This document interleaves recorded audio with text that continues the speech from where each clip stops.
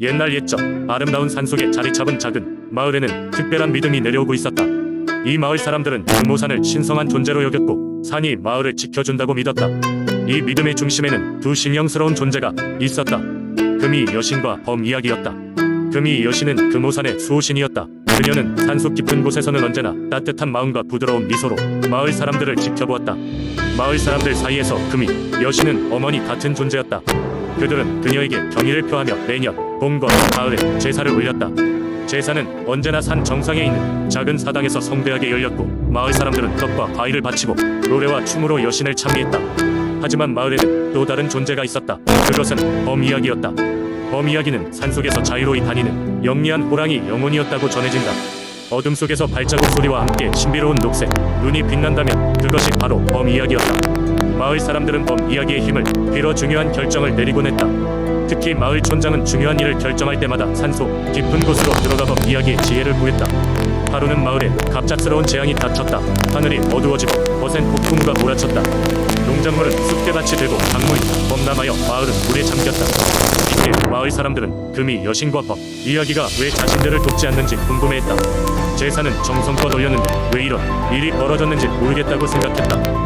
그 밤에 마을 촌장은 용기를 내어도 모산의 깊은 곳으로 들어갔다. 촌장은 원래 무던한 사람이었으나 그날따라 진심 어린 걱정과 두려움을 안고 있었다. 그는 반쯤 쓰러진 고목 아래에 도착하다 자신의 모든 문제가 여기에 있다고 생각했다. 촌장은 잠시 조용히 기다렸다.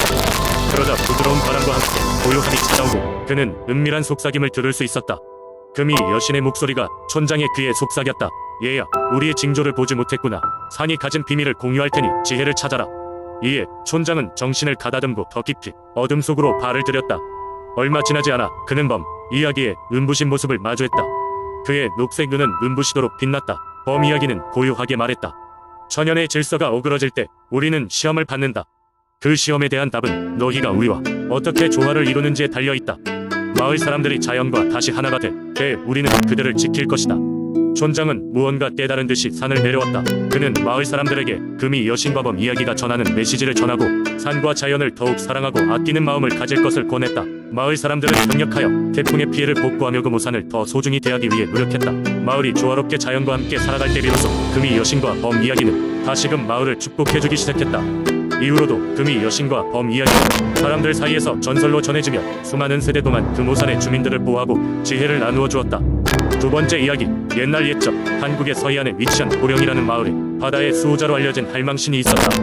할망신은 바다를 다스리는 신으로서 그녀의 역할은 바닷길을 안전하게 지키고 어민들이 풍어를 이루도록 돕는 것이었다. 할망신은 매일 아침 어부들이 출항하기 전 바닷가에서 그들을 바라보며 안전한 항해를 빌었다. 마을 사람들은 그녀에게 감사의 의미로 해마다 큰 축제를 열어 그녀를 기렸다.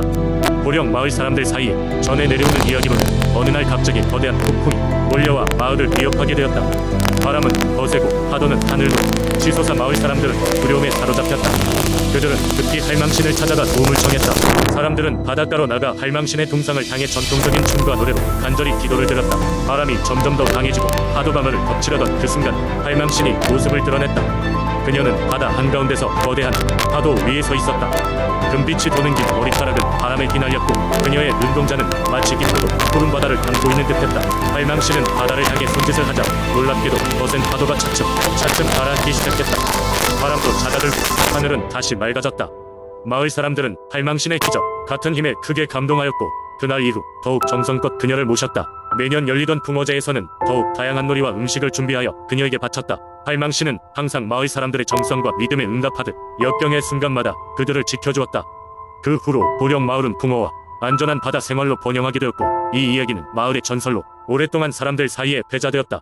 할망신 이야기는 단순히 신화로 끝나는 것이 아니라 바다와 인간이 공존하는 법을 가르쳐주는 지혜로 자리 잡게 되었다.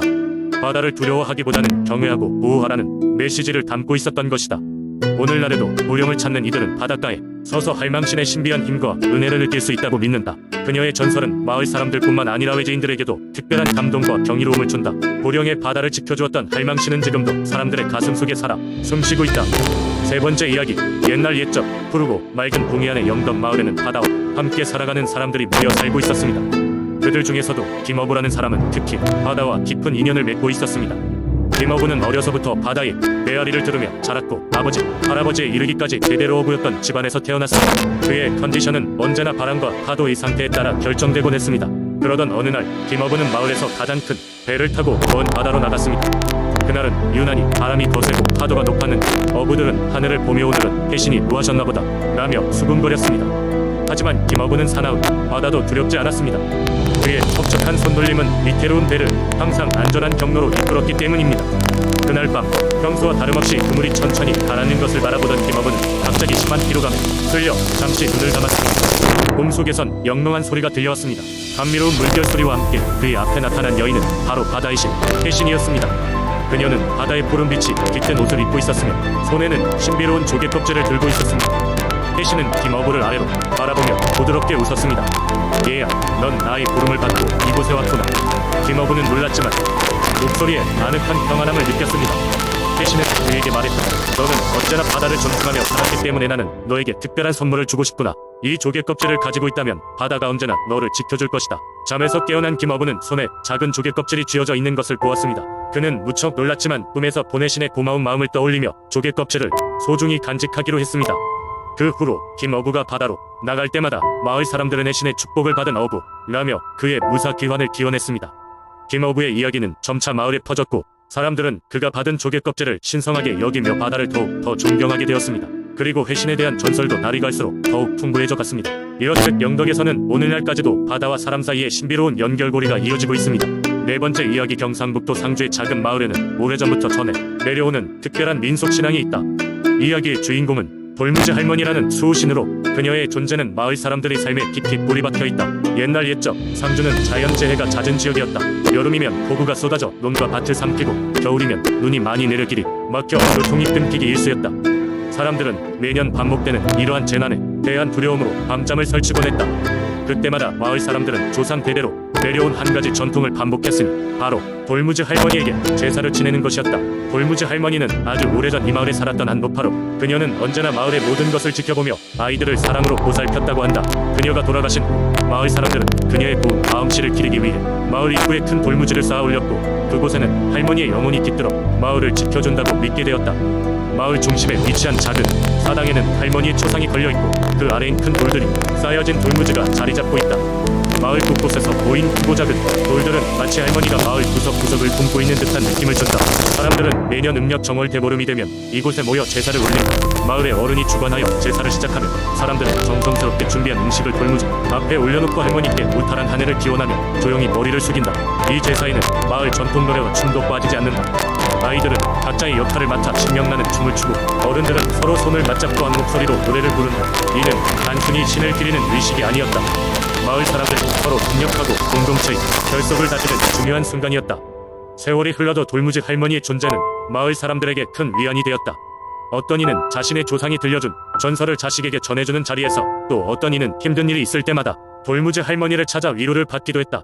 돌무지 할머니는 이렇게 상주마을 사람들의 마음속에서 비바람을 막아주는 수호신이 되어주고 있었다. 시간이 지나고 도시화가 진행되면서 많은 옛 전통들이 잊혀져 갔지만 상주마을 사람들은 여전히 돌무지 할머니를 잊지 않았다. 그들은 비록 몸은 도시로 떠났을지라도 매년 정월 대보름이 되면 고향으로 돌아와 돌무지 앞에서 할머니께 인사를 올린다. 할머니는 언제나 그랬듯 푸근한 미소로 모두를 반겨주는 것만 같다. 오늘날에도 상주마을의 사람들에게 돌무지 할머니는 마을의 안녕과 평화를 지켜주는 영원한 수호신으로 남아있다. 그녀는 천천히 흐르는 시간 속에서 사람들의 마음속에 살아 숨쉬며 선한 영향력을 발휘하며 전해 내려오고 있는 것이다.